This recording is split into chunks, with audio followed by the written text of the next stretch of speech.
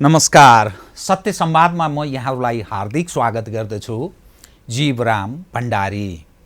आज यहाँहरू सामुने उपस्थित हुनुहुन्छ राजेन्द्र लिङ्गदेन, राष्ट्रिय प्रजातन्त्र पार्टीका अध्यक्ष हुनुहुन्छ। उहाँसँग आज म दायाँ बायाँ त्यस्ता विषयलाई कुनै पृष्ठभूमि नबनाई सिधै म विषयमा प्रवेश गर्नेछु। स्थानीय तहको निर्वाचन समग्र विषय, विश्लेषणात्मक र सूचनामूलक ढङ्गको विषयलाई उठान गर्ने यस ढङ्गले म कार्यक्रमलाई अगाडि बढाउने प्रयत्न गर्नेछु। सर्वप्रथम म उहाँलाई स्वागत गर्छु। स्वागत छ कार्यक्रममा। धन्यवाद छ जीवरामजी। अब म सिधै दायाँ बायाँ नलाइकन यो जुन तपाईहरू यो राजनीति विगत यसो इतिहास हेर्दा तपाईहरूको प्रारम्भ नै टुटफुटको इतिहास रह्यो। पछिल्लो समयमा हेर्दा पनि तपाईहरूले एकीकृत हुने प्रयास त गर्नुभयो, केही पक्ष अलि अलग भएको। समस्या के रह्यो भने काङ्ग्रेस र कम्युनिस्ट हौँ भन्नेहरू चाहिँ चुनावी तालमेल गरेर गठबन्धन बनाएर चुनावी मैदानमा छन्। तपाईँ त्यस्तो पार्टीको अध्यक्ष जसलाई तपाईँ उप प्रतिगामीको बिल्ला भिराइएको छ। एक दोस्रो 3% सिलिङ छ नि, त्यो कटाउन नसकेको, अर्थात् राष्ट्रिय पार्टी हुन नसकेको त्यस्तो पार्टीको अध्यक्ष हुनुहुन्छ। त्यो सङ्गठित तागतसँग तपाईँ एक्लै चुनावी मैदानमा हुनुहुन्छ। यो के विश्वास हो तपाईँको? म यहीँबाट सुरु गरेँ। खास गरी हामीले योचोटि के स्थापित गर्न चाहेका छौँ भने एउटा चुनाव हार्दैमा कुनै पनि पार्टी सधैँलाई समाप्त हुँदैन र उसको विचार सिद्धान्त हार्दैन। कहिलेकाहीँ हामीले लिएको रणनीति, कार्यनीति अथवा हाम्रो कार्यशैली गलत भएर हामीले चुनावमा परिणाम प्राप्त गर्न सक्दैनौँ।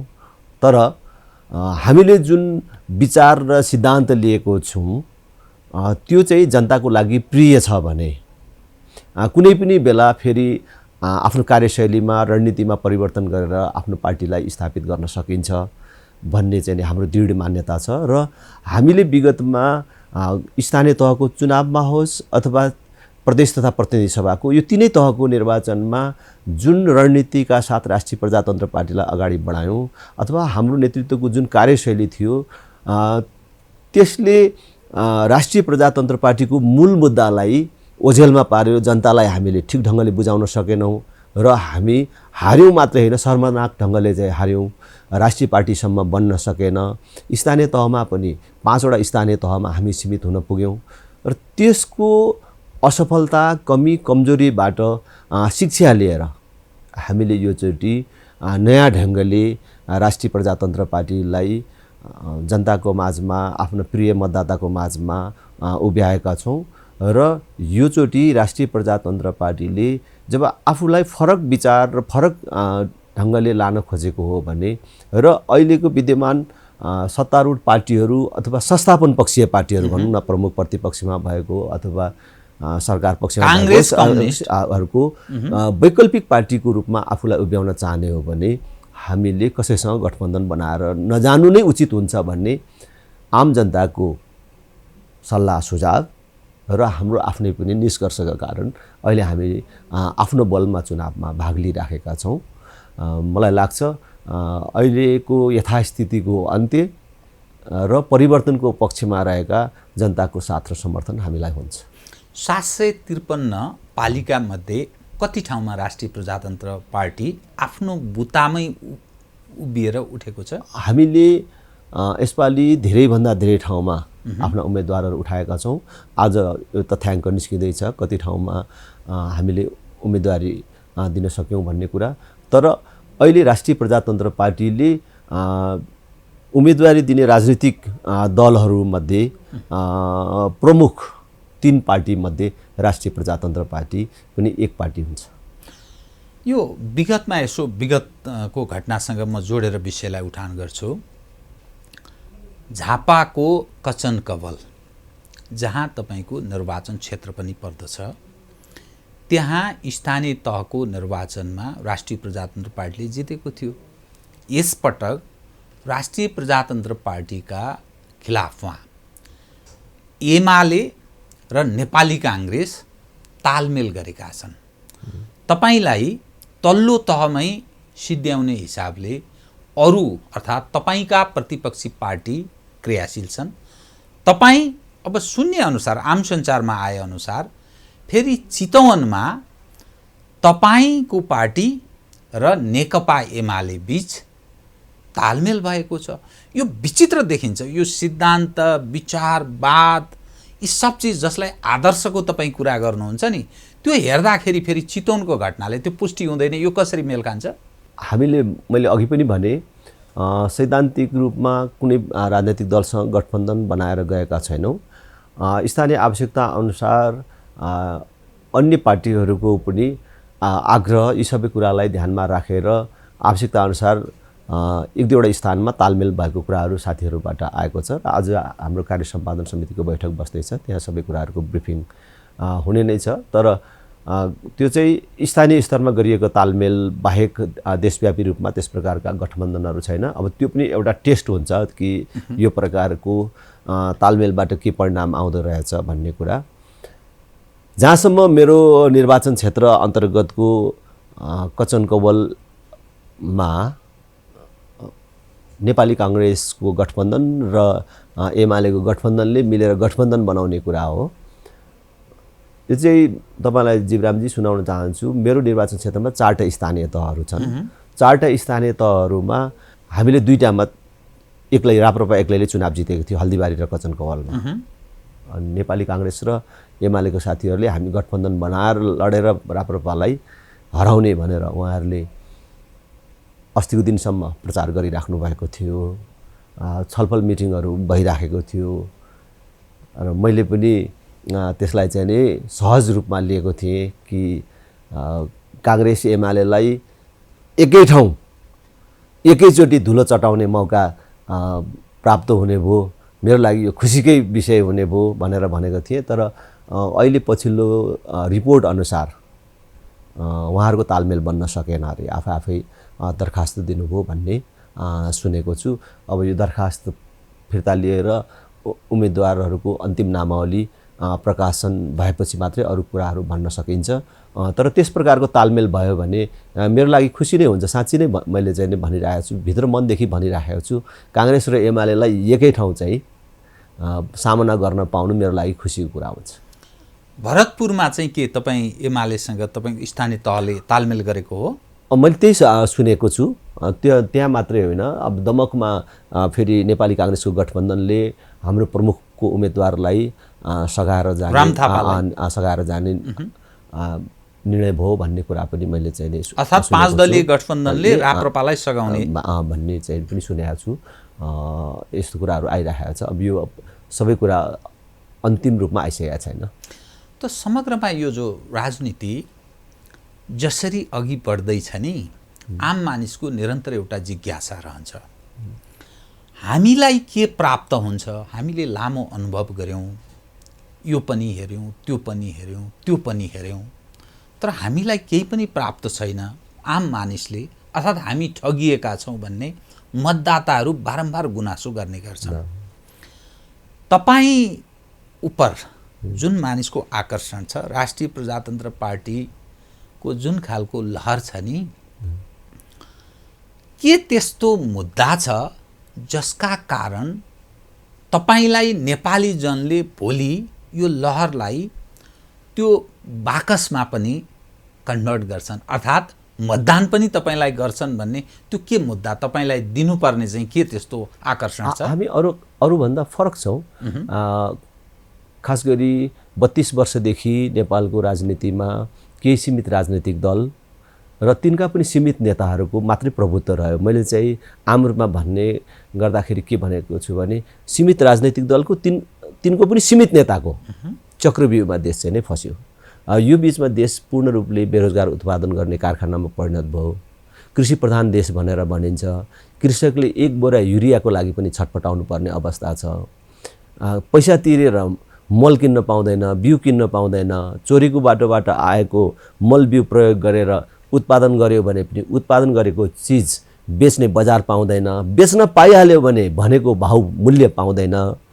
छोरा नागरिकता पासपोर्ट बनाउने उमेर हुने बित्तिकै विदेशीको नोकर हुन पठाउनु पर्ने अवस्था छ। बिहे गरेको भोलिपल्ट हाम्रो बहिनी छोरीहरूले आफ्नो लोग्नेलाई केवल परिवार पाल्नको लागि हात हल्लाउँदै बिदा गर्नुपर्ने अवस्था छ। त्यसरी पठाइएका कैयौँ युवाहरू परिवार पाल्न त कुरै छोडिदिनुहोस्, केही दिनमै काठको बाकसमा प्याक भएर फिर्ता भएर आउनुपर्ने अवस्था छ। यो सब परिस्थितिको जिम्मेवार को हो? 32 वर्षसम्म तिनै राजनीतिक दल र तिनै नेताहरूले यही देश चलाउन पाउँदाखेरि पनि देश बन्न सकेन, परिवर्तित हुन सकेन। 1000 युवाहरूले एकै ठाउँ काम गर्ने एउटा उद्योगको स्थापना हुन सकेन भने अब यिनै पार्टी यिनै नेतालाई भोट दिएर अब देशमा परिवर्तन र विकास हुन्छ भन्नु भनेको चाहिँ आफ्नो मात्रै होइन, आफ्नो भावी सन्तति र देशको भविष्य समेत बर्बाद हुने काममा सहभागी हुनु हो।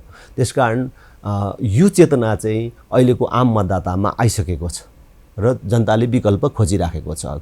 यो यथास्थितिबाट जनता निस्कन खोजेको छ, यो चक्रव्यूहबाट निस्कन खोजेको छ र अहिले राष्ट्रिय प्रजातन्त्र पार्टीले पछिल्लो दिनमा सुशासन र विकासको जुन मुद्दा ल्याएको छ कि त्यसबाट जनतामा एउटा नयाँ आशाको चाहिँ सञ्चार भएको हामीले अनुभूत गरिराखेका छौँ र त्यो राष्ट्रिय प्रजातन्त्र पार्टीको नेतृत्वको हिसाबले, अध्यक्षको हिसाबले म यहाँबाट पनि प्रतिबद्धता व्यक्त गर्न चाहन्छु कि राष्ट्रिय प्रजातन्त्र पार्टीले अहिले जे मुद्दाहरू अगाडि सारिराखेको छ हामी मनसा वाचा कर्मणा प्रतिबद्ध छौँ। जस्तै मैले भनेको छु कि अहिलेको शासकीय प्रणालीका समस्याहरू आफ्नो ठाउँमा छँदैछन् हैन, त्यसमा हामीले स्पष्टसँगले आफ्नो खाकाहरू प्रस्तुत गरेकै छौँ। त्यसमाथि पनि सबभन्दा ठुलो सुशासनको समस्या हो। भ्रष्टाचार चाहिँ नै आज यसरी चाहिँ नै तल्लो तहसम्म जरा गाडेर बसेको छ कि कुनै पनि नेता भ्रष्टाचार नगरिकन बस्न सक्दैन, अथवा भ्रष्टाचार नगर्ने मान्छे त हुँदैन नि, नखाने मान्छे त हुँदैन नि, त्यस्तो पनि नेता हुन्छ र नेता भएपछि त खान्छ नि, चोर्छ नि भन्ने जो मानसिकता बनेको छ मात्रै होइन, चोर्नुपर्छ भन्ने जुन मानसिकता बसेको छ त्यसको अन्त्य गर्न चाहन्छौँ र जसलाई हामीले चाहिँ नि सबभन्दा पहिलो प्राथमिकता दिएको छौँ र हामीले भ्रष्टाचार गरेर खानु, आमाको रगत खानु सरह मानेर काम गर्छौँ भनेर सङ्कल्प गरेका छौँ। हाम्रो उम्मेदवारहरूले भ्रष्टाचारको विरुद्ध सङ्कल्प गरेर मात्रै दरखास्त दिन गएका छन् र हामीले बारम्बार त्यो कुराहरू उठाइराखेका छौँ। त्यसपछि हामीले शिक्षा, स्वास्थ्य, पूर्वाधार विकास जस्ता कुराहरूलाई उच्च प्राथमिकताका साथ उठाएका छौँ।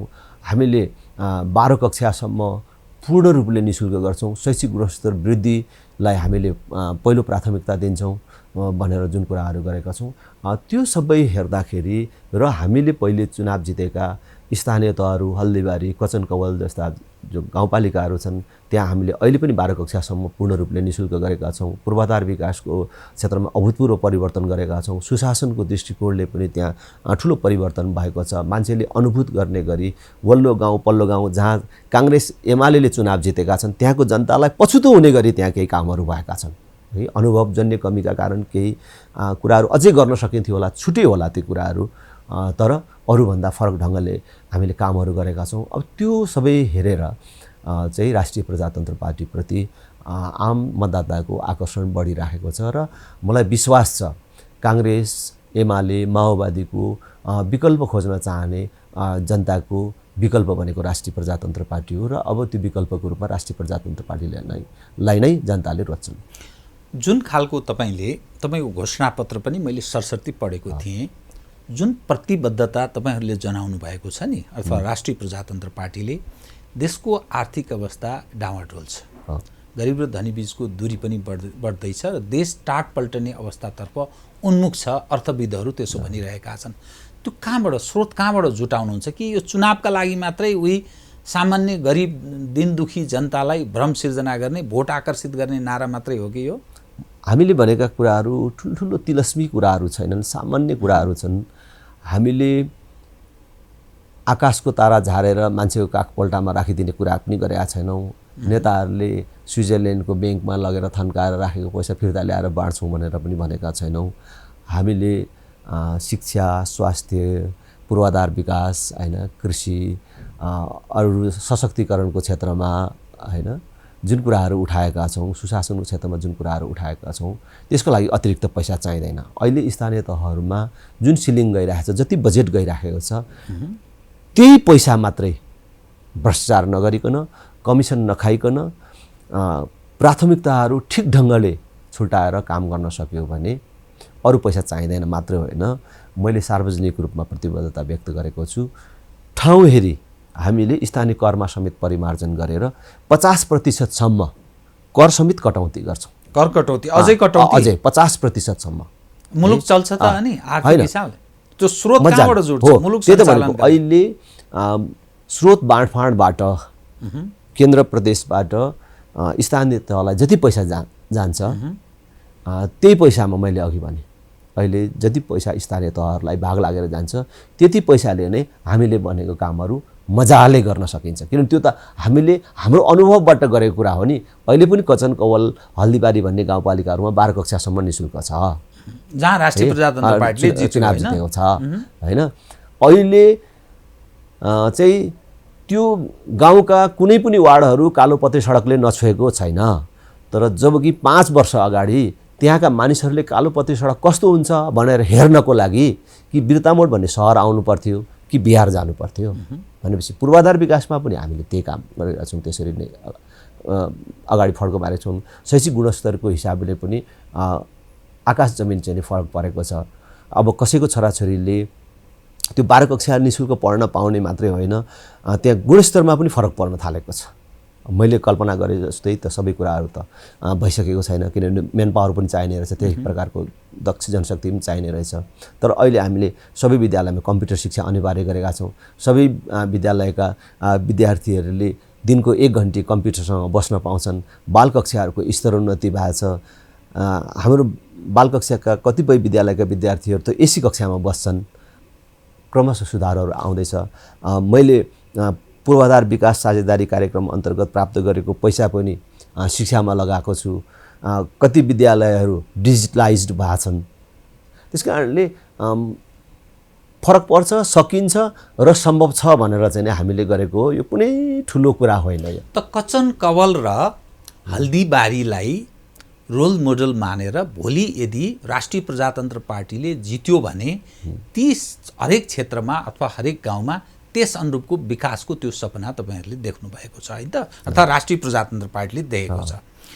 तपाईमाथि नि अर्थात् राष्ट्रिय प्रजातन्त्र पार्टी माथि यो पुरातनवादी प्रतिगामी यो सिस्टमको विरोधी, त्यसकारण उठ्न दिनु हुँदैन भन्ने पछिल्लो परिवर्तनकामीहरूको एक खाले प्रयत्न छ र खास गरी नयाँ पुस्ता पुरानो अवस्थामा फर्कन चाहँदैनन्। समाज निरन्तर परिवर्तित छ, त्यो परिवर्तनलाई आत्मसात गर्न नसकेको पुरातनपन्थीको तपाईमाथि आक्षेप छ। के भन्नुहुन्छ?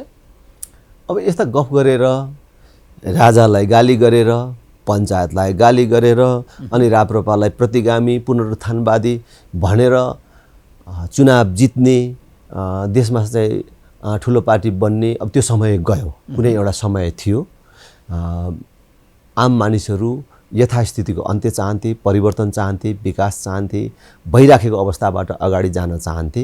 त्यसबेला यी कुराहरूले काम गरे होला। तर पञ्चायत जम्मा 30 वर्ष थियो, तर त्योभन्दा बेसी त बहुदलीय व्यवस्था अथवा काङ्ग्रेस एमाले माओवादीको व्यवस्था भनौँ न है आएको चाहिँ नि 32 वर्ष भयो। 32 वर्षमा देशले के पायो, जनताले के पाए, यो कुराको त अब समीक्षा भइसक्यो। त्यसकारणले अब त्यस्तो कुरा गरेर कसैले पनि पत्याउन तयार छैन। त हामी हरेक विद्यालयमा कम्प्युटर शिक्षा अनिवार्य हुनुपर्छ। सबै गरिबका छोराछोरीले शिक्षा सर्वसुलभ ढङ्गले प्राप्त गर्नुपर्दछ, पाउनुपर्दछ र त्यो शिक्षा गरिखाने शिक्षा हुनुपर्दछ। अब किसानलाई दिइने, कृषिमा दिइने अनुदान पार्टीको कार्यकर्तालाई पोस्ने होइन, सोझै कृषककोमा पुग्ने व्यवस्था मिलाउनुपर्छ। अब हाम्रो बाबै आमैले प्राप्त गर्दै गरेको सेवा सुविधा घरदैलोमा पुग्ने व्यवस्था मिलाउनुपर्छ। त्यति मात्र होइन, हाम्रो बाबै आमैलाई महिनाको एकचोटि घरमै गएर आधारभूत स्वास्थ्य परीक्षण गर्ने व्यवस्था मिलाउनुपर्छ। अब आफूले चुनाव जितेका पालिका अन्तर्गतका कुनै पनि नागरिकले आधारभूत स्वास्थ्य सेवा नपाएर अथवा अस्पतालको मुखै देख्न नपाएर कोही पनि मर्यो भन्ने कुरा सुन्न नपाउने व्यवस्था मिलाउँछौँ भन्ने कुरा कसरी प्रतिगामी हुन्छ, हैन? अब त्यस्तो कुरा कसले पत्याउँछ? अग्रगमन भनेको के हो? प्रजातन्त्र, लोकतन्त्र, गणतन्त्रको नाममा देशमा जुन प्रकारको लुटतन्त्र चाहिँ नि मचाइराखेको छ, अब त्यसलाई जोगाउनको लागि जे कुराहरू बनिएको छ त्यसको चाहिँ नि विरुद्ध हामी सशक्त रूपले उभिन्छौँ। त्यसमा हामीलाई कुनै हिन्ताबोध छैन कि अहिलेको प्रणालीमा त्रुटि छ, अहिलेको प्रणालीमा कमजोरी छ। जुन प्रणालीले 32 वर्षमा 26वटा सरकार जन्मायो, जुन प्रणालीको कारण आज यो 32 वर्षभित्रमा नफुटेका कुनै राजनीतिक दलहरू भएनन्। कुनै राजनीतिक दलले 5 वर्ष शासन चलाउन सकेन अथवा कुनै पनि सरकार 5 वर्ष टिकेन। बहुमत या द्वितीय बहुमत ल्याउँदाखेरि पनि कुनै सरकार टिक्न सकेन भने व्यक्तिका दोषहरू होलान्, नेतृत्वको दोषहरू होलान्, अरू पनि दोषहरू होलान्, तर मूलत प्रणालीमा जुन दोष छ है, जसले चाहिँ नि आज भ्रष्टाचारलाई चाहिँ संस्थागत गर्न मद्दत गरिराखेको छ, त्यसको अन्त्य र परिवर्तन त हाम्रो एजेन्डा हो। यसको अर्थ तपाईँ यो व्यवस्था विरोधी, यो व्यवस्था विरोधी, व्यवस्था फेर्न चाहनुहुन्छ, परिवर्तन चाहनुहुन्छ हो। यही व्यवस्था, यही प्रणालीबाट देश चाहिँ नि अगाडि जान सक्दैन। त्यसकारणले हामी त आधारभूत रूपमा त यो प्रणालीमा सुधार र परिवर्तन नै चाहन्छौँ, हैन? त्यसले गर्दाखेरि मूलत यो सुधार र परिवर्तन भने के चाहिँ स्थापित गर्न खोजेको? हामीले के हो भने अहिले मुख्य रूपमा मैले सार्वजनिक रूपमा भनेको छु कि अब यो प्रणालीले काम गरेन भन्ने कुरा थाहा भइसक्यो। यो एउटा प्रयोग भयो है, तर यसले परीक्षणबाट असफल भयो। यसको अर्थ जसले स्थिरता दिन सकेन, राष्ट्रियतालाई मजबुत बनाउन सकेन, राष्ट्रिय एकतालाई मजबुत बनाउन सकेन, देशमा सुशासन हुन सकेन, विकास हुन सकेन। मैले अघि भने नि 1000 युवाहरूले एकै ठाउँ काम गर्ने एउटा उद्योगको स्थापना हुन सकेन यो 32 वर्षमा। देश पूर्ण रूपले बेरोजगार उत्पादन गर्ने कारखानामा परिणत भयो भने आर्थिक रूपले पनि देश चाहिँ बिस्तारै टाट पल्टदै गयो। यो प्रणाली अन्तर्गतका यत्रो बाक्लो जनप्रतिनिधिहरूलाई पाल्नको लागि ऋण लिनुपर्ने भयो। वैदेशिक ऋणको चाहिँ त्यो आँकडा चाहिँ तथ्याङ्क बढेकै छ। राजाको पालामा 29 अरबमा रहेको ऋण चाहिँ 5 वर्ष अगाडि केपी ओली सरकारमा आउनुभन्दा अगाडि 8 खरब पुगेको थियो। अब त्यो सरकार आएर सङ्घीयता जब कार्यान्वयन भयो कि अहिले 17 खरब चाहिँ नागिसकेको छ। त्यत्रो ऋण र अहिले जुन प्रकारको करको दर र दायरा बढाइएको छ त्यो बापत चाहिँ उठेको पैसाबाट देशले के प्राप्त गर्यो? उत्पादनमूलक क्षेत्रमा कहाँ लगानी भयो? ऋण काट्दै जनप्रतिनिधिलाई चाहिँ पाल्दै गर्ने जुन क्रम बढेको छ, यसले त अब आजै नहोला भोलि नहोला कुनै पनि बेला देश आर्थिक रूपले चाहिँ टाट पल्टन सक्ने अथवा आर्थिक सङ्कट बेहोर्नु पर्ने अवस्थातर्फ देश चाहिँ गइराखेको त सबैले चाहिँ बुझ्दछ। त्यसकारणले यसमा सुधार र विकास गर्न जरुरी छ। त्यसैले हामीले के भनेको छौँ भन्दाखेरि 3 तहको होइन 2 तहको सरकार भयो, अर्थात् प्रदेश सरकारको औचित्य छैन, चट बनाउने भन्ने। त्यसलाई कसैलाई सङ्घीयता भन्ने शब्द प्यारो छ भने हामीलाई केही आपत्ति छैन, तर अब नेपालको सन्दर्भमा 2 तहको सरकार भए पुग्छ। केन्द्र र बलियो स्थानीय तह भए पुग्छ। यो बिचको लेयर चाहिने चाहिँदैन, यो बिचौलियाको रूपमा रहेको प्रदेशमा चाहिँदैन।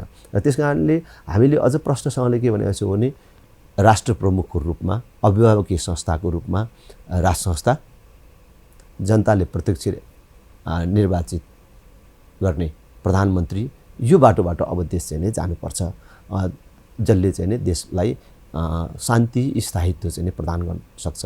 अनि त्यो शान्ति स्थायित्वको जगमा जनताका प्रतिनिधिहरूले देश निर्माण गरेर जाने बाटो खुल्छ। त्यस कारणले यो प्रणालीमा सुधार र परिवर्तन जरुरी नै छ। त्यो भन्नमा हामीलाई कुनै हिन्ताबोध छैन र यसो भन्दाखेरि हामीलाई यो व्यवस्था विरोधी भन्छन् भने त्यसमा कुनै आपत्ति छैन। हामी प्रजातन्त्र र जनताको सर्वोच्चताप्रति पूर्ण रूपले प्रतिबद्ध छौँ, तर आज प्रजातन्त्र, लोकतन्त्र, गणतन्त्रको नाममा केही मानिसहरूले देशमा जुन लुटतन्त्र मचाइराखेका छन् त्यसको विरुद्ध भने हामी चाहिँ नि अभिद्ध चट्टान भएर उभिन्छौँ। प्रधानमन्त्री चाहिँ प्रत्यक्ष जनताबाट निर्वाचित त्यो सोच हो तपाईँ? हो, त्यो भयो भने राम्रो हुन्छ। संसदबाट होइन? हो। त्यसको के लाभ? त्यसको चाहिँ पहिलो कुरा त 5 वर्षलाई सरकार परिवर्तन सम्भावना कम हुन्छ हैन, राजनीतिक स्थायित्व पनि प्राप्त गर्छ। अर्को कुरा, देश एउटा निर्वाचन क्षेत्र भइसकेपछि मतदाता किनेर चुनाव जित्ने भन्ने खेला पनि चाहिँ समाप्त हुन्छ र सँगसँगै प्रधानमन्त्री हुनको लागि सांसद किन्नुपर्ने र सांसदको खरिद बिक्रीको पनि अन्त्य हुन्छ र सांसदले मन्त्री हुन नपाउने व्यवस्था भएपछि सांसदले पैसा खर्च गरेर सांसद हुने रहर पनि गर्दैन, ऊ विधायक मात्रै हुन्छ, विधि निर्माताको रूपमा चाहिँ नि बस्छ। त्यसले गर्दा भ्रष्टाचारको अन्त्य हुने र शान्ति स्थिरता प्राप्त गर्ने। 5 वर्ष राम्रो काम गर्न सकेन भने 5 वर्षपछि चाहिँ हराइदिन्छन् जनताले र एउटा मान्छे 2 चोटि भन्दा बेसी कार्यकारी पदमा पनि बस्नु नपाउने व्यवस्था पनि ल्याउनुपर्छ। तपाईलाई यी सब चिज हुँदाहुँदै हिन्दू राष्ट्र चाहिँ किन चाहिएको? मैले तपाईसँग धेरैचोटि भनिसकेको छु, तपाईसँगको सबै संवादहरूमा पनि, खास गरी राष्ट्र संस्था हिन्दू राष्ट्र चाहिँ नेपालको स्थायित्वको आधार हो र नेपालको पहिचानसँग सम्बद्ध विषय हो। यो कुनै एउटा जात विशेषले मान्ने धर्म को कुरा मात्रै होइन, यो चाहिँ हाम्रो पहिचान र हाम्रो गौरवसँग सम्बन्धित विषय भएको हुनाले नेपाल हिन्दू राष्ट्र हुनुपर्छ भनेर म लिम्बूको सरा भएर पनि सधैँ चाहिँ भनिराखेको छु।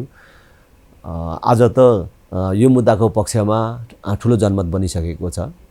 अहिले जनमत सङ्ग्रह गर्ने हो भने मलाई लाग्छ यसको पक्षमा बहुमत मात्रै होइन, 2/3 बहुमतभन्दा चाहिँ माथि चाहिँ मत प्राप्त हुन्छ।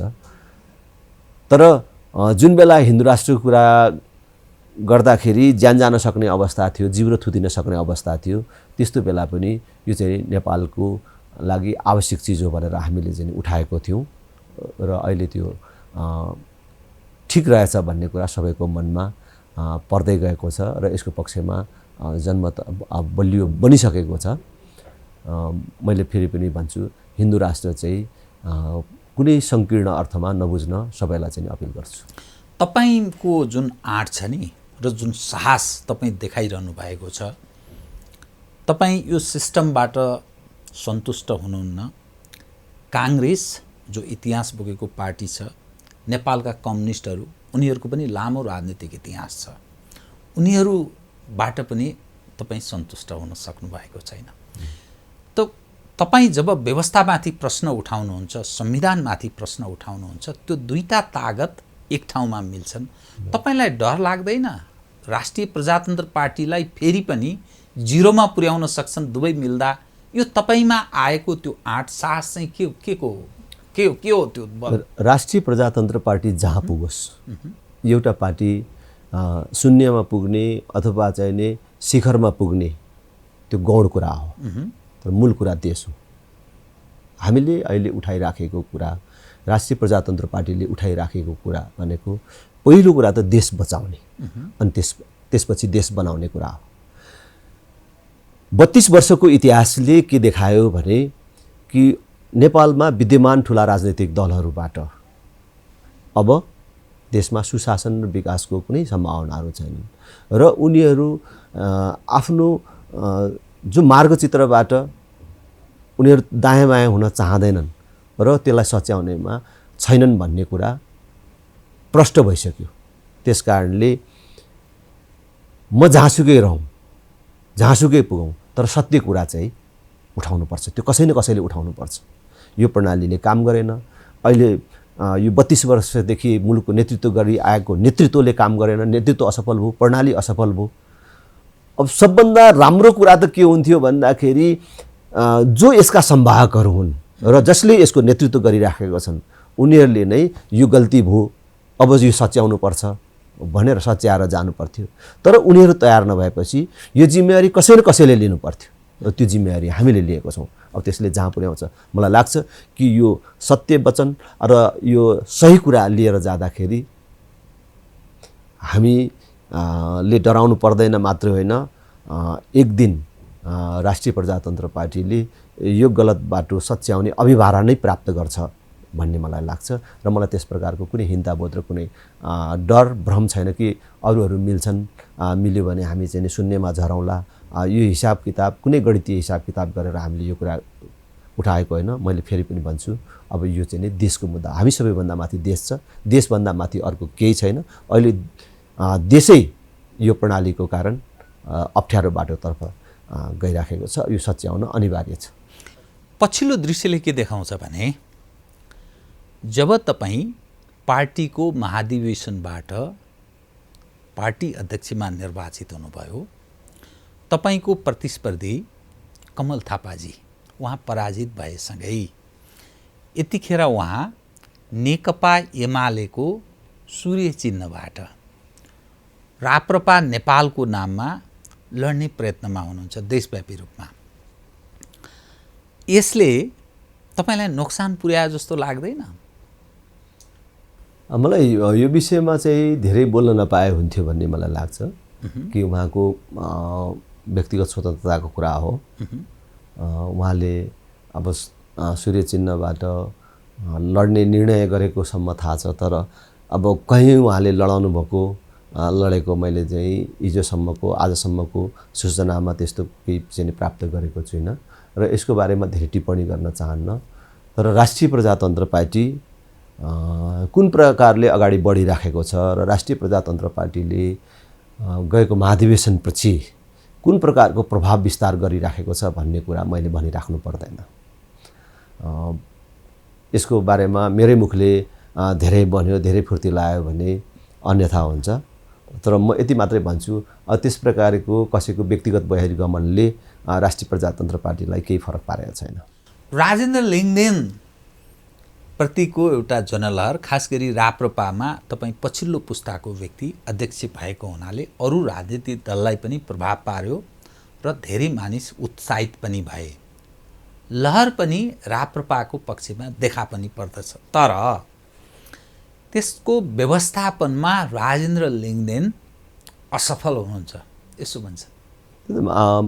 मानिसहरूले त्यो असम्भव ठानेका चिजहरू नै मैले गर्दै आएको छु होइन। म सांसद हुने कुरामा पनि मानिसहरूले राजेन्द्र त जीवनमा कहिले सांसद होला र भनेर मेरो मुखमै भन्थे होइन। तिमी राप्रपाबाट कहिले सांसद हुन्छ होला है यो जीवनमा भनेर भन्थ्यो। त्यो चिज भएर देखाइयो। पार्टी अध्यक्ष हुने कुरामा पनि मानिसहरूले असम्भव ठान्थे। त्यो पनि चाहिँ नि हामीले भएर देखायौँ, अथवा हाम्रो कार्यकर्ता साथीले पार्टीले बनाएर चाहिँ नि देखायो। र यस प्रकारको जनसमर्थन राप्रपालाई मानिसहरूले कल्पना गरेकै थिएनन्। र जो मानिसहरू अहिले राष्ट्रिय प्रजातन्त्र पार्टीमा जोडिराख्नु भएको छ, उहाँहरूको जीवनको कुनै दिन म राप्रपा बन्छु होला भन्ने कल्पना पनि थिएन। यसरी राष्ट्रिय प्रजातन्त्र पार्टीमा लहर आइराखेको छ। र अहिले फेरि एक थरी मान्छेहरू राजेन्द्रको कमजोरी कहाँ देखाउन पाइन्छ भन्नेहरू, मान्छे त आए नि तर व्यवस्थापन गर्न सक्दैन, गर्न सकेको छैन, आक्षेप मात्रै हो भनेर चाहिँ नि भन्छन्। तर सबैलाई चाहिँ नि चकित पार्दै यी सबै चिजलाई हामीले व्यवस्थित गरेर लैजान्छौँ। किनभने हाम्रो साथीहरू हुनुहुन्छ, हामी छौँ, एउटा समूह अथवा चाहिँ नि एउटा पार्टीले काम गरिराखेको छ, एउटा विचारले काम गरिराखेको छ। त्यस कारण सब चिज हामीलाई कुनै कठिन छैन, हामी सहज ढङ्गले व्यवस्थापन गरेर जान्छौँ। अहिले व्यवस्थापकीय उसमा पनि कुनै समस्याहरू छैनन्। यसमा म अलि जोडिहालेँ। तपाईँको विजयलाई राजासँग जोडेर कमल थापाजीले सार्वजनिक रूपमा अभिव्यक्ति दिनुभयो। त्यसकारण राजेन्द्र लिङ्गदेनजीलाई सम्भव भयो भन्नुभयो नि त। अब त्यस्ता लज्जास्पद कुराहरूको के जवाफ छ र मसँग है। मैले धेरै ठाउँमा बोली पनि सकेको छु। सम्भवतः तपाईँसँग अघिल्ला संवादहरूमा पनि मैले कुराहरू राखेँ होला। त्यस्तो अब त्यो तर्कको के जवाफ छ र म त्यसमा चाहिँ दया व्यक्त गर्न बाहेक मैले चाहिँ नि केही भन्न सक्दिनँ। मसँग भन्ने कुराहरू छैनन्, किनभने लामो समय उहाँहरू राष्ट्र संस्थासँग जोडिनुभयो र कतिपय सन्दर्भमा उहाँहरूको व्यक्तित्वको निर्माण समेत राष्ट्र संस्थाको निकटताको कारणले भयो। हामी त धेरै पर न हामीले राजपरिवारका कुनै सदस्यसँग भेटघाट गर्ने मौका पायौँ, न राजासँग प्रत्यक्ष भेटघाट गर्ने, संवाद गर्ने मौका प्राप्त गऱ्यौँ। हामी त गाउँबाट उठेर आएको मान्छे, हामीले त राष्ट्र संस्था त निष्ठाको आधारले मानेको होइन। एउटा नेपालको सन्दर्भमा राष्ट्र संस्था चाहिँ उपयुक्त हुन्छ। राष्ट्र संस्थाको अभावमा नेपालको अस्तित्व नरहन सक्छ भन्ने हाम्रो युवा चेतबाट हामी चाहिँ प्रेरित भएर हामीले नेपालमा राजा चाहिन्छ है भनेर आएको मान्छे हो। राजा भेटेर राजाले कुनै अवसर दिएर हामी राजावादी भएको होइन, राजसंस्था चाहिन्छ भनेको होइन। तर उहाँहरू त सायद त्यस्तो अवसरहरू नपाएको भए पहिले नै चाहिँ नि राजाको पक्षमा राजसंस्थाको पक्षमा हुनुहुन्न थियो होला। र अहिले किनभने देखियो पनि सानो चाहिँ नि अब असमझदारी हुने बित्तिकै यो राजसंस्था त नचाहिने रहेछ, अब म त्यो निष्कर्षमा पुगेँ भनेर हिँड्नुभयो भने त्यस कारणले अब उहाँहरूले किन त्यस्तो भन्नुभयो होइन। अब उहाँहरूलाई नै जिम्मा दिउँ, उहाँलाई नै जिम्मा दिउँ। तर म चाहिँ धेरै टिप्पणी गर्न चाहन्न। म राजसंस्थाप्रति मेरो आदर सम्मान छ, त्यसमा मैले केही छुट्टै भनिराख्नु पर्दैन, दुनियाँ जान्दछ। राजसंस्था राजेन्द्र लिङ्गदेनले पाउने हो भने भरे राति नै चाहिँ नि ल्याउँछ, एकछिन पनि ढिलो गर्दैन भन्ने कुरा पनि सबैलाई थाहा छ। त्यस कारणले मैले धेरै कुरा भनिराख्नु पर्दैन। तर त्यत्रो 4000 भन्दा बेसी महाधिवेशन प्रतिनिधिहरूले महाधिवेशनमा गरेको नेतृत्व चयनको निर्णयलाई अवमूल्यन हुने गरी, त्यो महाधिवेशन प्रतिनिधिहरूको अपमान हुने गरी जुन अभिव्यक्तिहरू चाहिँ नि आए, अब त्यो चाहिँ नि दुःखद हो भन्नसम्म चाहिँ नि भन्छु। म तपाईँको ध्यान अलि अन्यत्र मोडेँ। यसपटकको निर्वाचनमा 36 लाख प्लस नयाँ मतदाता थपिएका छन्। ती नयाँ मतदातालाई तपाईँ के भन्न चाहनुहुन्छ? राप्रपालाई तिनले मत किन दिने? त्यो नयाँ पुस्ता, खास गरी युवा पुस्ताको म कुरा गरिरहेको छु, के कारणले दिने हो? मैले चाहिँ त्यो नयाँ मतदाता जसले त्यो 36.5 लाख भन्दा पनि बेसी जो नयाँ मतदाताहरू छन्, त्यसमध्ये अधिकांश पहिलोचोटि आफ्नो मत चाहिँ प्रयोग गर्दै हुनुहुन्छ। ती सबै मतदाताहरूलाई मैले भन्ने गरेको छु, 32 वर्षदेखि एक प्रकारको सीमित राजनैतिक दल र तिनका पनि सीमित नेता भनेर मैले चाहिँ बारम्बार भन्ने गर्छु, उनीहरूको नेतृत्वमा देश छ। यो लामो समयमा समाजको सबै क्षेत्र चाहिँ नै भताभुङ्ग अवस्थामा पुग्यो। हाम्रो आँखाले देख्दाखेरि चाहिँ सबै चिज सामान्य जस्तो देखिने, अब कहीँ गोली पनि चलेको छैन, कहीँ मारामार पनि छैन, बन्द हडताल नारा जुलुस पनि छैन। तर देश चाहिँ इतिहासकै चाहिँ भयावह अवस्थामा छ। मैले अघि भने जस्तो कृषकले पैसा तिरेर खेतीको बेला चाहिँ नि एक बोरा युरिया किन्न पाउँदैन, उन्नत बिउ पाउँदैन होइन। रोजगारीका अवसरहरू शून्य अवस्थामा छ। पढेका युवाले म आफ्नै पढाइ अनुसारको सिप गरेर खाउँ न भन्दा कुनै सिपमूलक शिक्षा छैन। खालि त्यही कागजी शिक्षा बाहेक व्यवहारिक कुनै शिक्षाहरू छैन। न शिक्षामा सुधार भयो, न पूर्वाधार विकासमा सुधार भयो, कि सबैतिरबाट हेर्दाखेरि देश चाहिँ झन झन झन तल गइराखेको छ।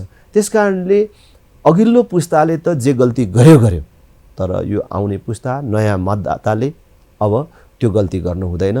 अब यिनै पार्टी र यिनै नेतालाई मतदान गरेर भोट दिएर अब आफ्नै भविष्य बर्बाद गर्ने काममा सहभागी हुनु हुँदैन। अब यो देश बिग्रिँदाखेरि अहिलेका संस्थापन पक्षीय नेताहरूको केही पनि बिग्रिँदैन। यो देश बिग्रियो भने तपाईँ जो नयाँ भोटर हुनुहुन्छ, नयाँ मतदाता हुनुहुन्छ, तपाईँ जो युवा भनेर आफूलाई भन्नुहुन्छ, तपाईँको भविष्य बिग्रनेवाला छ। त्यसकारण योचोटि जुन पहिलो भोट प्रयोग गर्दै हुनुहुन्छ, तपाईँको त्यो पवित्र भोट यथास्थितिको अन्त्य र परिवर्तनको पक्षमा प्रयोग गर्नुहोस्, तपाईँको आफ्नो भविष्यको पक्षमा प्रयोग गर्नुहोस् र परिवर्तनको पक्षमा प्रयोग गर्नुहोस् भनेर चाहिँ म अपिल गर्न चाहन्छु। राष्ट्रिय प्रजातन्त्र पार्टीलाई त्यो पञ्चायतको लिगेसीसँग त्यो निरन्तरता त्यसरी जोड्छन्, तपाईँ त्यस्तो ठान्नुहुन्छ? पञ्चायतसँग यसको गोरु बेचेको साइनो पनि छैन। तर नेतृत्व, किनभने पञ्चायत एउटा कालखण्ड थियो, त्यो त्यही समाप्त भयो। त्यसकारणले अब त्यसको त्यो कालखण्डमा राम्रा कामहरू भए, केही नराम्रा कामहरू भए, त्यसको चाहिँ भविष्यमा अझ फेरि समीक्षा हुँदै जाला। तर अब पञ्चायत नबिउजनेवाला छ होइन। त्यो राम्रो थियो पनि भन्न सकिएला, कसैले त्यो खराब थियो पनि भन्न सकिएला है। तर अब त्यसको निरन्तरता अथवा त्यसको पुनर्स्थापना त्यसको चाहिँ कल्पना पनि गर्न सकिँदैन र हामी त बिल्कुल नयाँ सन्दर्भमा नयाँ कुराहरू गरिराखेका छौँ। हिजो काङ्ग्रेस एमाले माओवादीहरू परिवर्तनको कुरा गर्नुहुन्थ्यो, यथास्थितिको अन्त्य कुरा गर्नुहुन्थ्यो। अब अहिले उहाँहरू यथास्थितिको पक्षमा हुनुहुन्छ, यथास्थितिको निरन्तरताको पक्षमा हुनुहुन्छ।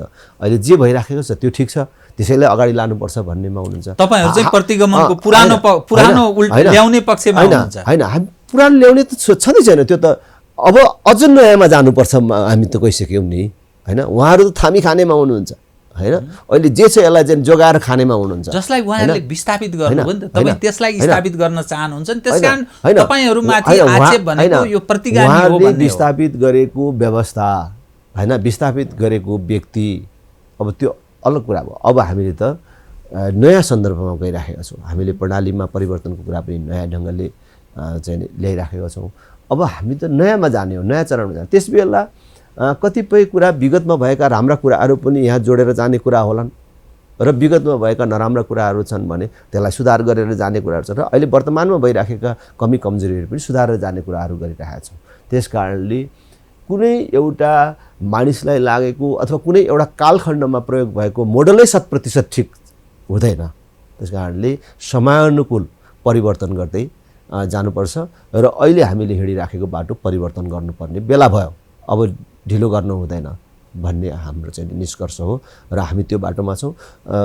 अब हामीले राज संस्थाको कुरा गर्दाखेरि हिजोकै मोडलको राज संस्था हैन, त्यो कस्तो मोडलको खोजेको? अब मैले भनेको हामीले चाहिँ अभिभावकीय संस्थाको रूपमा, सार्वजनिक रूपमा भनेको छौँ हैन।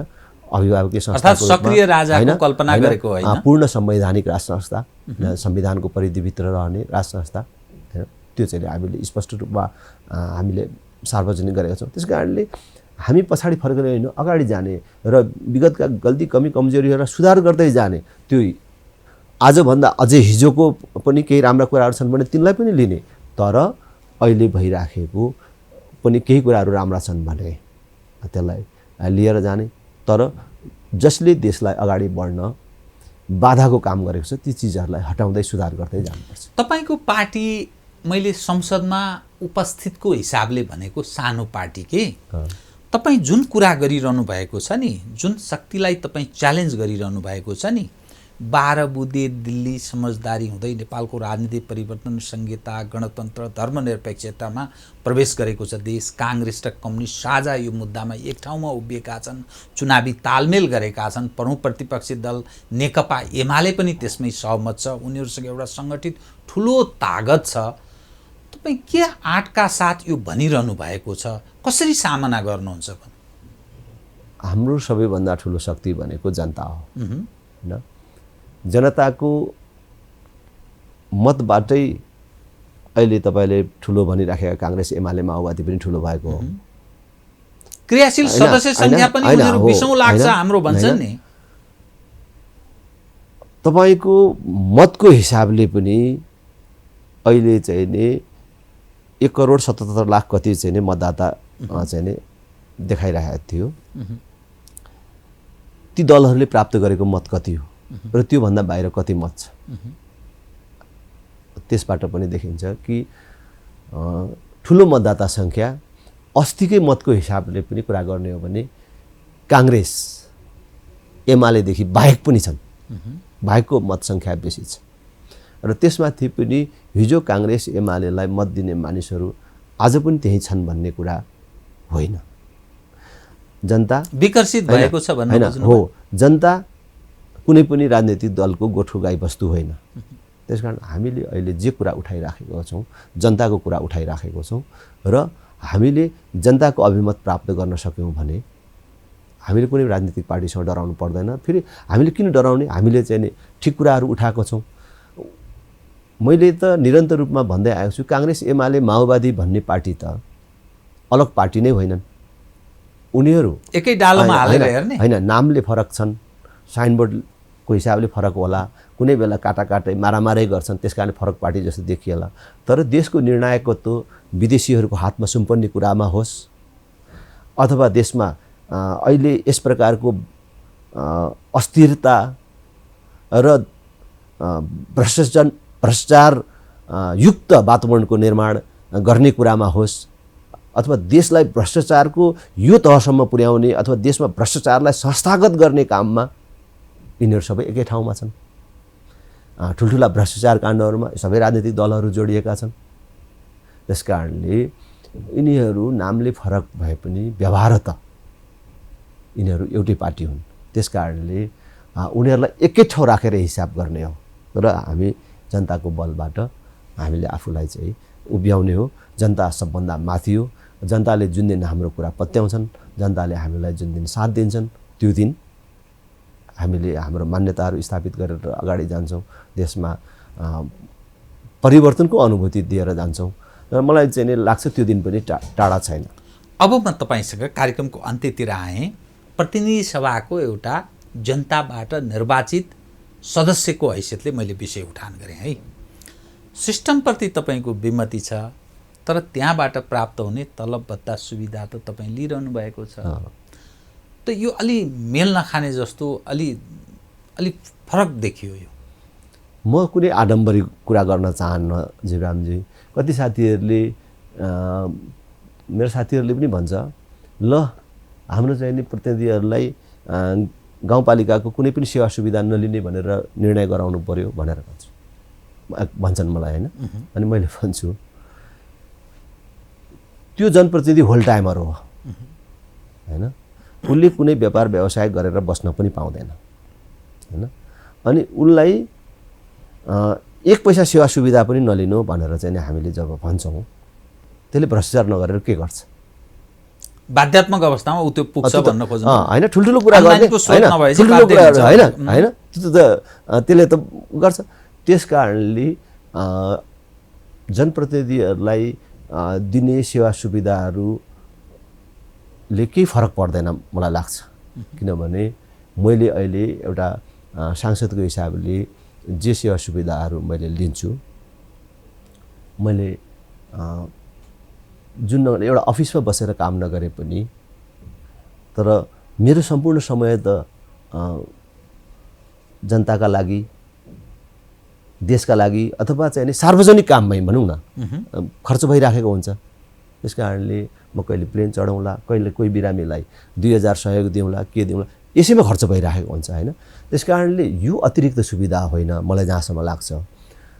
मैले चाहिँ त्यसैले मैले पहिले पनि भनेको थिएँ म जनप्रतिनिधिले पाउने सेवा सुविधा चाहिँ लिन्छु, तर मैले चाहिँ नि भ्रष्टाचार गरेर बिल भरपाई मिलाएर खाने काम चाहिँ गर्दिनँ भनेर। जस्तै अस्ति म कोभिडले चाहिँ नि सिकिस्त भएँ, मलाई चाहिँ नि उपचार खर्च मिल्थ्यो, मैले लिइनँ। किनभने त्यो आकस्मिक आइलाग्ने खर्च त्यो मेरो परिवारबाट मेरो घरबाट बिहोर्न सकिने थियो, मैले लिइनँ। त्योभन्दा अगाडि द्वन्द्वको बेला मेरो घर जलाइयो। त्यस बेला सूर्य थापा प्रधानमन्त्री, डाक्टर प्रकाश चन्द्र लोहनी अर्थमन्त्री हुनुहुन्थ्यो। घर कसले जलाएको? होइन, माओवादीहरूले चाहिँ जलाए, तर मैले क्षतिपूर्ति लिइनँ। त्यसकारण मेरो निश्चित केही मान्यताहरू छ कि जनप्रतिनिधिहरूलाई चाहिँ सेवा सुविधा दिनुपर्छ, तर उसलाई भ्रष्टाचार गर्ने छुट दिनु हुँदैन। भ्रष्टाचार गर्यो भने ठुलोभन्दा ठुलो सजायको व्यवस्था हुनुपर्छ भन्छु। अब मैले झुन्ड्याउने भनेर भन्यो भने अब हाम्रो संविधानमा मानव व्यवस्था हो, तर त्यो तहको चाहिँ नि दण्ड सजायको व्यवस्था हुनुपर्छ। अर्थात् राजनीति गर्ने मानिस आडम्बरयुक्त हुनु हुँदैन। म भत्ता लिन्न भन्ने, अब भत्ता लिन्न भन्न चाहिँ मेरो धवल शमशेर राणाले चाहिँ मिल्छ, उहाँले लिनुहुन्न। किनभने उहाँ देव शमशेरको नाति होइन, उहाँको पैतृक सम्पत्तिले नै पुग्छ होइन। तर भोलि चाहिँ नि मेरो गाउँको र मभन्दा पनि अझै गरिब कोही मानिस अत्यन्तै लोकप्रिय होला अरे है, उसँग चाहिँ प्रधानमन्त्री भएर देशै चलाउने क्षमता होला अरे है। अब त्यसले कुनै पनि सेवा सुविधा लिनुहुन्न है जनप्रतिनिधिले भनेर भन्ने हो भने त उसले त हुन पाएन होइन। तपाईलाई यस कारणले मैले त के भन्छु भने जनप्रतिनिधिको सङ्ख्या घटाउनु पर्यो, सङ्ख्या घटाउनु पर्यो र एउटा जनप्रतिनिधि हुने मान्छे जसलाई जनताले छान्छन् त्यसलाई चल्न पुग्ने सुविधा राज्यले नै दिनु पर्यो। तर 1 रुपैयाँ पनि भ्रष्टाचार गर्यो भने त्यसलाई मैले अघि भने नि पूर्ण रूपले चाहिँ नि कारबाही गरेर उसलाई समाप्त गर्न सक्ने व्यवस्था चाहिँ नि हुनु पर्यो, उम्किन नपाउने व्यवस्था हुनु पर्यो। ठिक अन्त्यमा प्रतिनिधि सभाको सदस्यको हैसियतले एमसीसी उप तपाईले जुन धारणा राख्नुहुन्थ्यो अन्ततोगत्वा एमसीसी त अनुमोदन भयो, तपाईँ त्यो स्ट्यान्डमा कायम हुनुहुन्छ कि एक, र एमसीसी उप नेपाली जन जसरी विभाजित भए नि, दुई ध्रुवमा विभाजित भए, त्यो एमसीसी प्रति विमति राख्ने मतदाताहरूको मत तपाईलाई प्राप्त हुन सक्ने सम्भावना र तपाईले खेलेको भूमिका के रह्यो? हामी निरन्तर रूपमा आफ्नो अडानमा छौँ। हाम्रो दृष्टिकोणमा कुनै परिवर्तन छैन मात्र होइन, एमसीसी सम्झौता गर्न हतार गर्नु हुँदैन थियो भन्ने मतदाताहरूको मतको प्रतिनिधित्व हामीले बाहेक अरू कुनै राजनीतिक दलले गर्न सक्दैन अहिले विद्यमान राजनीतिक दलहरूमा। त्यस कारणले त्यो मत त हामीलाई आउँछ नै। र तपाईँलाई संक्षेपमा यो पनि चाहिँ अवगत गराउन चाहन्छु कि नेपालको राजनीतिमा 32 वर्षमा एउटा राजनीतिक पार्टी र एउटा राजनीतिक दल जसलाई चाहिँ आफूलाई चाहिँ नि प्रमुख राजनीतिक दल भनेर भन्छन्, तिनीहरू त यस्तो रहेछन् कि त्यो एउटा निस्किन सकेन कि जसले चाहिँ हाम्रो बिजुली हाम्रो देशमा खपत गर्छौँ, हाम्रो बिजुली हाम्रो देश बाहिर नबेचेर पनि हामीलाई कुनै अप्ठ्यारो पर्दैन, हाम्रो देशभित्रै खपत गर्ने वातावरण बनाउँछौँ भन्ने व्यक्ति र पार्टी चाहिँ नि देखा पर्न सकेन कि एमसीसी जस्तो विवादास्पद सम्झौता गरेर ल्याउने पैसाले गर्ने के हो भन्दाखेरि बिजुली भारत पठाउने ट्रान्समिसन लाइनको विस्तार गर्ने भनेर भन्छ होइन। त्यो ट्रान्समिसन लाइन भविष्यमा हाम्रोमा धेरै विद्युत उत्पादन हुँदैछ, त्यो विद्युत चाहिँ हाम्रोमा मात्रै खपत गर्न सकिँदैन, भारत बङ्गलादेशलाई नबेचिकन हुन्न। त्यस कारणले भविष्यमा त्यो बिजुली बेच्नको लागि यो तार टाङ्नुपर्छ भनेर अहिले त्यसको लागि सम्झौता गरियो, यो विवादास्पद सम्झौता होइन। तर जुन बेला हामीले हाम्रो बिजुली बेच्ने बेला आउँछ त्यस बेला भारतले वैकल्पिक ऊर्जाको विकास गरेर अब हामीलाई तिम्रो बिजुली नचाहिने भयो भन्यो भने त्यो तारमा के कुदाएर बेच्छ होइन। हामीले त हाम्रो देशमै हाम्रो विद्युतको भरपुर उपयोग गर्छौँ। अब आउने 10 वर्षभित्रमा हाम्रो देशमा 80% गाडीहरू सबै बिजुली चल्ने व्यवस्था मिलाउँछौँ। अब हाम्रो भान्सा ग्यासले होइन बिजुलीले चल्छ। ग्यासभन्दा सस्तोमा बिजुलीले हामी चाहिँ नि भात पकाउने व्यवस्था मिलाउँछौँ। संसारभरका लगानीकर्ताहरूलाई यहीँ हामीले चाहिँ निम्तो गर्छौँ। जसले रोजगारमूलक उद्योग खोल्छ त्यस्तो उद्योग खोल्नेलाई हामीले संसारको सस्तोमा बिजुली दिन्छौँ भनेर बिजुली यहीँ खपत गर्ने व्यवस्था मिलाउने कल्पनासम्म गर्ने मानिसहरू चाहिँ नि हामीसँग भएन र एमसीसी जस्तो विवादास्पद सम्झौता गरेर अहिले चाहिँ जुन पैसा ल्याइयो त्यो पैसाको लगानी तपाईँ हेर्नुहोस् न। त्यस कारणले त्यसले पनि के देखिन्छ भन्दाखेरि अब अहिलेको विद्यमान राजनीतिक नेतृत्व जसले चाहिँ नि हामीले यो परिवर्तन ल्यायौँ, देशमा हामीले के किन गरिराखेका छौँ भनेर जनतालाई भ्रममा पार्ने र आफू स्वयं पनि भ्रममा रहने पार्टी र नेताहरू छन्, यिनलाई चाहिँ विस्थापित गर्न परिवर्तन गर्न जरुरी र अनिवार्य भएको छ। हस्, तपाईँलाई धन्यवाद छ है त। हस्, तपाईँलाई धेरै धेरै धन्यवाद। आदरणीय दर्शकवृन्द, उहाँ हुनुहुन्थ्यो राजेन्द्र लिङदेन, राष्ट्रिय प्रजातन्त्र पार्टीका अध्यक्ष। सत्यको निकट पुग्ने प्रयत्न स्वरूपको संवाद कार्यक्रम सत्य संवाद। म सहित मेरो सम्पूर्ण युनिटलाई कार्यक्रमबाट बिदा दिनुहोस्। नमस्कार।